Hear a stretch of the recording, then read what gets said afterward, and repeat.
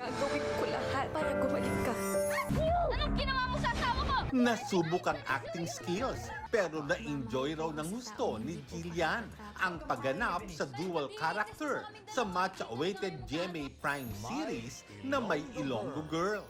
Dito, gaganap si Jillian bilang ang sikat na aktres na si Venice at si Tata ang carbon copy ni Babae ka Venice. ba o hindi? Kinakabahan daw si Jillian sa pagkapalabas ng kilig serye pagkatapos ng Widow's War dito sa GMA.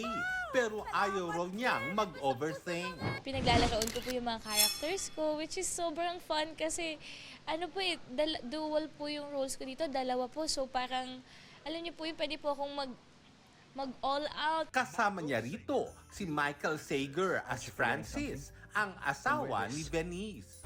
5 milyon para magpanggap bilang asawa ko. Mas malapit na raw lalo sa isa't isa sina Jillian at Michael. At na-appreciate daw ni Jill ang ipinapakitang kabaitan at thoughtfulness ng kanyang leading man. Pati po yung mga paborito kong drinks, parang kabisado niya na po lahat.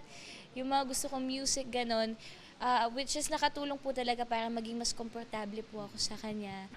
Sa unang linggo pa lang ng may Ilonggo Girl, marami na raw mangyayari na ikagugulat at kaaaliwan ng viewers, kina Tata at Venice. Mga kapuso, maglantaw kita sang My Ilonggo Girl karon nga gabi. See you there!